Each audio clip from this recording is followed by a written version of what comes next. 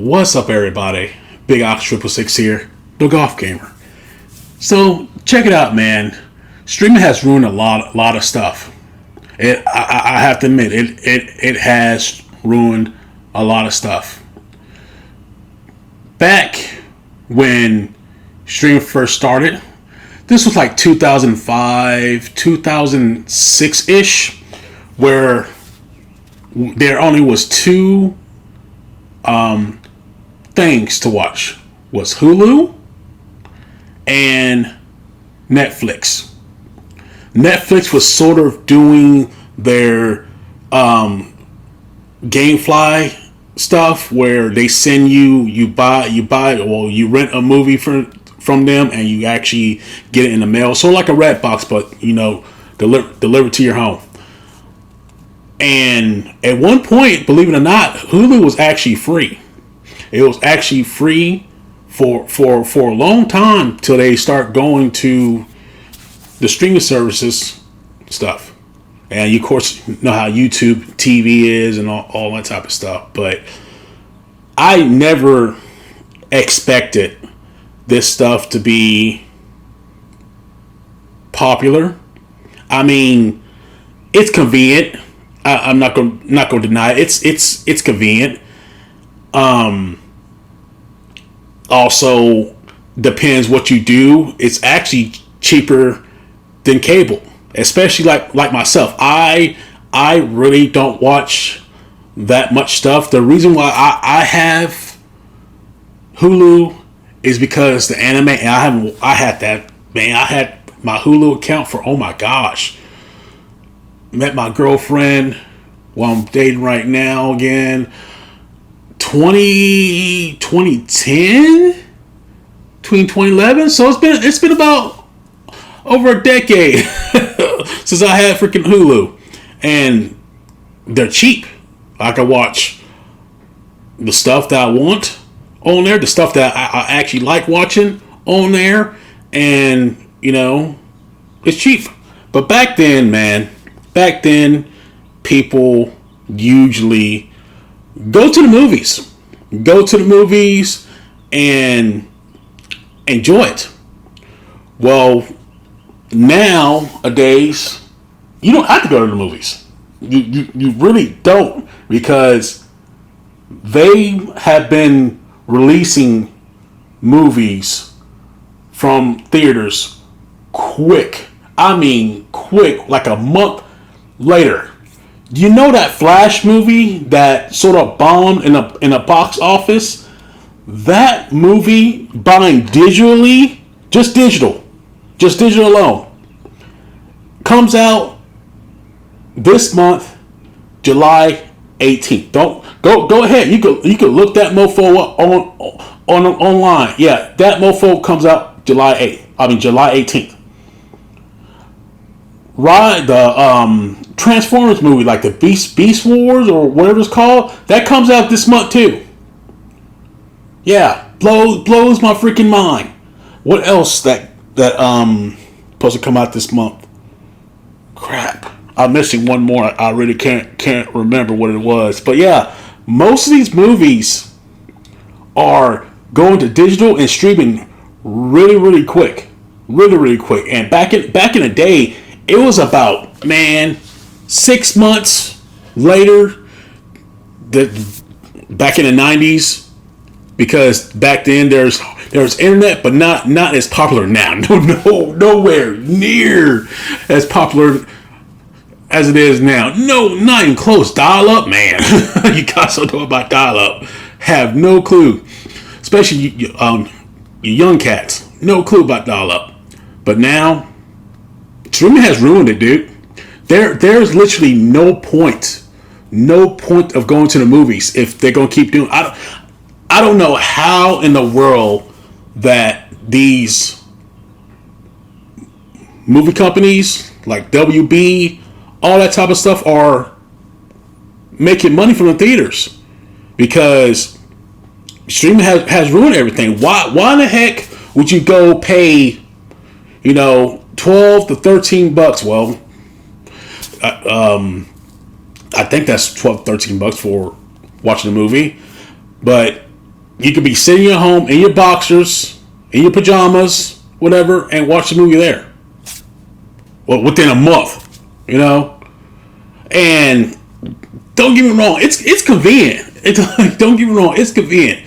Me personally, I prefer to get that mofo physical because streaming actually compresses some of the image quality and stuff. I'm not trying to go on like, you know, a rant on TVs and stuff like that, but streaming services do sometimes wash out some of the color gamut of the movies. That's why I prefer to have it physical, because it doesn't do that. Everything's on disc.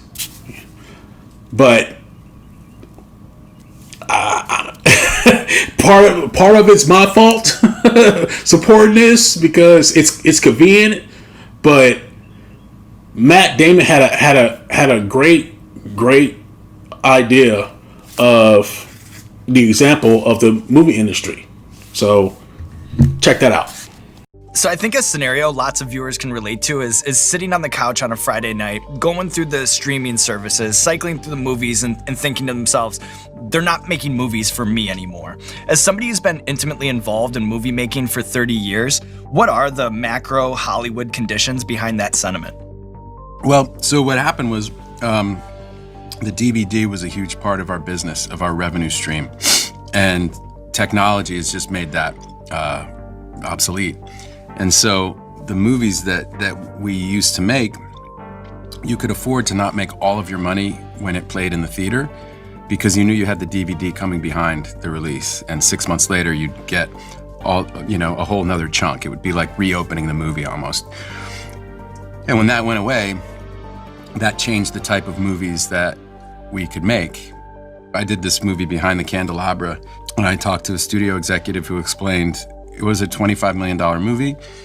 I would have to put that much into print and advertising, right, to market it, what we call P&A. So I'd have to put that in P&A. So now I'm in $50 million. I have to split everything I get with the exhibitor, right, the people who own the movie theaters. So I would have to make $100 million before I got into profit. And the idea of making $100 million on a story about like this love affair between these two people, yeah, I love everyone in the movie, but that's suddenly a massive gamble in a way that it wasn't in the 1990s when they were making all those kind of movies, the kind of movies that I loved and the kind of movies that were my bread and butter. And now, imagine movies like Indiana Jones with a budget of around $300 million. Okay. Now, that stuff, you gotta add merchandise, you gotta add advertisements, and you gotta add the movies. Actually promoting that stuff in theaters. My guess estimate to actually break even after all that, it's gotta be around $800, maybe $900 million at least to break even. But most companies don't want to break even. They want to make more than that. James Cameron, Avatar movie, just to break even had to make $1 billion. Just from the CGI alone was a high technology achievement of his.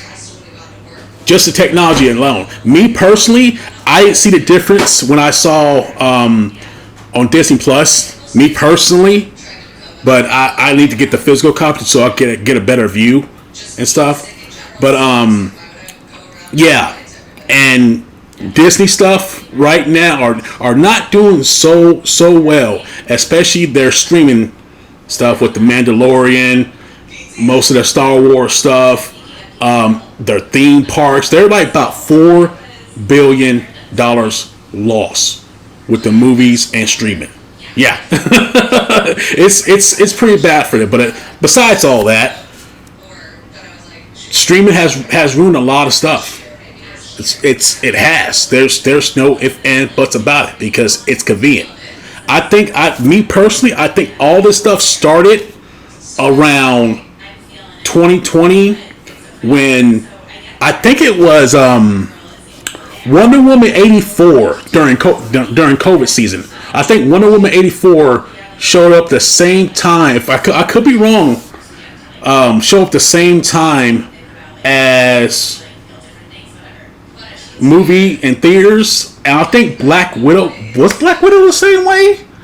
I think it was that because I think Scarlett Johansson like sued Disney because she didn't make that much money off that movie, which the movie was all right, but besides that, but yeah, ever since that stuff started, yeah, it's just been going like downhill after downhill. There's like no point of going to movies, man. No point, like for real. And it's buying these companies in the butt, to be honest. Like for real, I really think it's tearing up the companies and the movie industry and stuff. And I think the only one that I know so far that's been in the theaters for a while was just like Top Gun Maverick, and of course my girlfriend's taking a shower right now, but excuse the background. Yeah, I think that's the only one that's been in the theaters for the longest time. But I think that was just a lucky fluke. I haven't watched the movie yet. I haven't bought it on physical. Want to, but I haven't done it yet. But yeah, man, it sucks because I like some of the movies that come out in digital and stuff like that, but streaming service has ruined a bunch of stuff. Hell, they're even doing it with video games, to be honest. I've noticed that they did it with Stray and Sifu. That you get the game digitally, then I say about 2 or 3 months later they had the physical copy. Which you know me, guys. I like to have my stuff physical. I go freaking wait. But yeah, man, it's a gift and a curse for streaming. It's a gift and a curse, man. It really is. But I only have Hulu. Some people I know, like my girl, she has like Disney Plus, and I think Amazon, while somebody else have Netflix and Peacock, which I do technically have Peacock, but I don't mess with these streaming services anymore. I mean, I don't watch that many TV shows like I used to, except if it's animes. But I'm sort of burnt out on anime right now because I watched Naruto Shippuden. But anyways, going off the subject here, man. What do you guys think about this? You think streaming has ruined anything? Most people I know probably enjoy streaming, which I understand that. But like I said, I don't know how these companies are like doing this stuff because it's not profitable. It's not. It's really not. And I don't know how they're going to survive in the future with this stuff. I don't know. I really don't, because this is not profitable. No way. No freaking way. Because the digital stuff, people mostly buy digital. I give out digital codes, but I prefer the physical. And it's convenient. But anyways, guys, that's about it. Oh crap, I forgot. I finally got the last talk about the digital codes. I finally got the last set of my movies that came in the mail. Finally, it showed up yesterday, but I really want to talk about the streaming stuff. So I will let you guys know when I'll do a little YouTube short. All right. I live Central Time, but I'll make another video about that later. All right. But anyways, guys, stay awesome, stay healthy, and watch out for those, man. I'll see you guys next time. Thanks for watching. Bye, guys. Oh, have a good one. I almost dropped my controller. Bye.